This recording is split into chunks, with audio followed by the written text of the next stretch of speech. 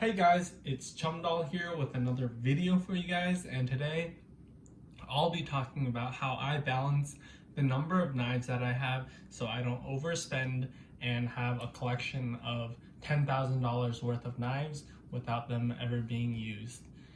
And I have with me today Chub Chub. Hello. And so Chub Chub will be inserting her comments if she ever has any. And currently she's playing Animal Crossing, but it's a new game recently. Well, not recently, but it's definitely a fun one. And So fun. definitely we'll be continuing on with our conversation and our topic today. So one of the common questions is how many knives should one own? As a knife enthusiast, there's no limit to how many knives you can own. Some people have 100 knives, and some people have 10 knives. Some people only have 3 knives to just the ones that they will use. So some people like to have all the knives that there are and only use specific ones, but are perfectly fine with keeping all the other knives there just so they know that they have them, even though they won't ever use them. Whereas for some other people, they will throw, or not throw, but they'll sell. They're not going to throw away their knives. So they'll sell their other knives in the event that they decide that they don't think they'll use their knife. And so at any point, maybe for that person, if they decide they're probably not going to use their ZTO 450, then maybe it's time for it to go. Or maybe another person, oh, I don't think I'll use my Para 3 anymore. Might as well just sell it. Otherwise, it's just sitting, taking up space, and it's pointless. But for me, I think I have come up with a pretty good solution. So I do like knives, and I have a lot of knives, but not an exorbitant amount. So what I do is I keep a limit to the number of knives I have, and for also, if there's a knife that I feel is extra in that sense that I don't think I'll ever use it, and there's no special value to me, then that's a knife that I can sell. So, for example, there was a knife that I got that was a Benchmade 940 Osborne -2 in G10. Originally, when I got it, I thought that I would be using it a lot. However, when I got it, it ended up just sitting in my case, and I rarely picked it up. I rarely used it. There were a lot of other knives that I had that I preferred to use over my 940. And so, after a few months, I decided that wasn't a knife that I necessarily needed and I necessarily wanted. And so what I did was I decided to sell it. And it's really as simple as that. For me, if it's a knife that I will use and I see myself using, then it's a knife that I'll keep. Another condition for me keeping it is if it has some sort of value to it. So for example, let's take a look at this. This is a pretty basic knife. It's a Mini Griptilian Benchmade. It's a pretty old knife, but this was my first knife that I ever had. This was the first knife that I ever owned, and as a result, it's a knife that I see value in, and that even though I've thought of selling in the past, I've come to the conclusion that this isn't a knife that I ever want to sell. Because when I look at this knife, I see that this is the knife that started it all. And perhaps that wasn't a good thing. Perhaps starting my knife addiction was a horrible idea. But in the end, this is what started it. And so that's a knife that I'll never sell. On the other hand, this knife. This is a Hogue Deca. This is a knife that I like the aesthetics of the knife. I like how it looks. I like how the blade stock is really thin. I like how the handle fits in my hand really well and it feels very ergonomic. So this is a knife that I'll keep. Maybe I won't use it too much. Who knows? That's something that time will tell. But the most important reason for why I won't take this and sell it is because it was given to me by someone very special. And that person who's very special is Chub Chub. Yay! So she got me this knife, and so this has sentimental value. And because of the sentimental value, it's not something I'll be selling. That was the first knife that I ever gifted him, and it happened to be so right before I gave him this knife. He just got the mini RSK and he really liked that Hogue knife, so I felt like it was a good choice. Yeah, and that was my first Hogue knife, and I really liked Hogue. I really liked the quality of the knife, so before she got me this, I had seen this knife, but it didn't really fancy me. I didn't really like it too much. It didn't speak to me in a sense. But after she got it for me, I looked at it, I used it a little bit, and I realized that this is something that I really do actually enjoy. It grew on me substantially. The blade, the thinness of the blade was something that was really great about the knife, which made it really thin behind the edge because it is a full flat grind. So the thicker the top of the blade stock, the thicker the blade behind the edges. But this was a really great knife that I found myself to really enjoy, and this is something that I will keep. So beyond the knives that have sentimental value, there are also certain knives that I will keep because they will serve a purpose in certain situations. So for example, the Spyderco Little Native. Well, this is the Lil Native, not the Little Native. So this knife is something that I'll keep.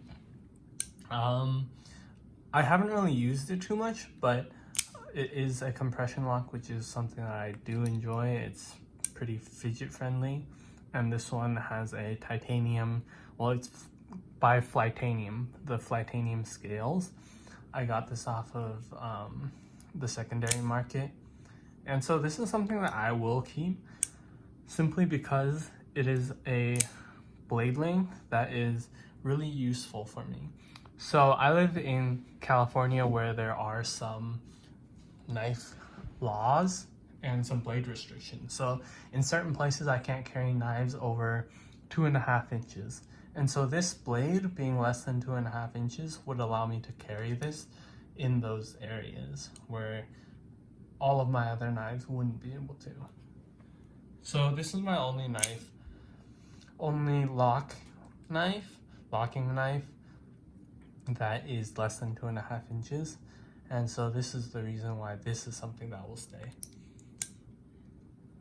And so some of the other knives that I do have that I'll likely keep are, say this, the Sebenza.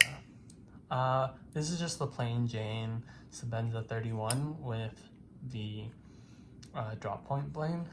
But this is something that I'll keep because this is a workhorse knife, and this is, after all, considered the meter, the yardstick that all knives are measured against. And so this, when I first held it, was a knife that really blew me away in the quality and the construction of the knife. And this is something that I do use and will use normally and regularly. He does. He sticks it in our tissue boxes. Yeah, so I stick this sometimes when I'm bored, or sometimes when I'm doing work and I open the knife but I don't feel like closing it. I'll just like stab it a little bit into the tissue box, and it just holds it there for me while I'm doing my work, and I just pull it out right after. But yeah, I mean, this is a great knife. It's a great little knife, and CRK has such a great warranty and such great customer service that I know that I can use it, and if anything does happen, then I'll be able to just send it in and they'll be able to fix it for me. And just to give you a look, this knife has a almost mirror polish edge that I put on it. It's razor sharp and it's pretty good. It came with a convex edge, which to be honest I wasn't too big of a fan of. Perhaps it wasn't super sharp just by the sharpening, but I didn't find that I could strop it to get it into a super sharp edge, whereas this I sharpened it on my Edge Pro Apex and then I was able to strop it to a super sharp razor edge. Anyways, this is a knife that I know for certain I will be keeping. Another knife that I really enjoy and that I will be keeping is this. This is the Hinder XM18 3-inch in Spanto. And this isn't really the most useful grind. It's not super EDC friendly, but the grind and the general construction of the knife gives it a very heavy duty and very solid feel, which is something that I really enjoy and makes this knife really special compared to my other knives. And so this is something that I will use sometimes every once in a while if I ever have that feeling of wanting a super heavy duty knife, then yeah, sure, I'll pick this one up. Similarly, I'll also be picking up and using this one, the Half Track. So this one is also a Hinder, and it's very similar to the XM18, but it's actually even more stout. The blade is 16.16 inches thick, so it's more stout, it's more beefy, but it's very hand-filling. And even though, even though the blade is shorter, it's still really, it's a good cutting edge. The blade is shorter, the handle is shorter, but I'm still able to get a 4-finger grip on it, albeit not, my pinky finger is slightly sliding off. But it's still a great grip, and it's because the handle is thicker, it's super hand-filling and it feels very solid in the hand. And so this is something that I'll be keeping. And for another knife that I'll be keeping is the Mini RSK. And I've talked plenty of this knife. This is one of the most budget and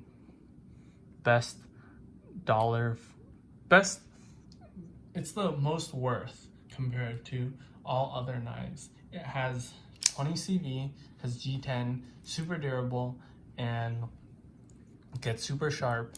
The quality of this is impeccable. And so this is one of the knives that I truly believe, if it comes to it, this is the knife that would be a great EDC. And they have pretty good customer service, and so if anything goes wrong, I know that they'll help me and fix me up. So now that we've talked about all the knives that I know I won't ever get rid of, there are some knives that I may consider getting rid of when the time comes, if I ever need to. So, for example, one of the knives that I am considering, but not for now, but maybe later on down the road if I exceed a number of knives that I'm happy with, this is a knife that I may consider getting rid of. So this is the, you probably all know, it's the 940 Osborne. This is the benchmark for, well, not benchmark, but it's the most well-known knife in Benchmade's lineup. And this knife is a really great knife. It's not one that I personally use, and this is one of the few knives that I haven't really used because it's slightly long for my taste. If you guys all know, basically all of my knives are 3¼ inches or under, and this knife is about 3.4 inches. So it's a little bit out of my comfort zone, but only very little. So this is one of the knives that I will consider getting rid of just because it's one that I don't really use. But ultimately, the number of knives for me personally that I try to limit myself to in my collection is about 13 pieces. And there is actually a pretty good reason for that. Let me show you guys. So, let me get these out of the way. The main reason why is because of this. In this case, if you count it up, I have 1, 2, 3, 4, 5, 6, 7, 8, 9, 10, 11, 12, and 13. So I have 13 spots in this case. And as a result, I will try to keep my collection to where it will all fit inside the case. And if it doesn't, then I know that I'll be needing to get rid of some. However, one thing to note is that my collection has been getting more expensive, even though the number of knives has been staying near a constant, which I wouldn't say is a good thing, but it does happen as you get more into knives and you're deeper into it. But I think ultimately the knife that you get, if it makes you happy, then that's great. But it is important to remember and realize that no matter how many knives you get, you're always going to want another knife. Especially if you're already into knives, if you're looking through blade forums, if you're looking through Reddit, Knife Swap, you're always going to see another knife that you think to yourself, oh, I would want that. Maybe if I had that knife, my collection would be whole. But that never happens. You're never going to find a knife that makes your collection whole. That only ever happens when you come to terms with your knife collection. When you decide that you want to stop collecting, when you decide that you have a knife that you are able to use and you don't need any more knives. And personally for me, that day hasn't come yet. Hopefully it'll come soon so I can save some money on knives and stop buying so many knives. But for now, I will continue indulging in knives, and I will still continue to try to keep my knives under around 13 knives and 2 knives that I consistently use and carry throughout the day. But yeah, thank you guys so much for watching. Remember to like and subscribe. Dislike if you dislike the video. Make sure to leave a comment. Tell me what you like, what you dislike, and if there's anything that I can improve on. Thanks a lot. See you guys next time. Bye.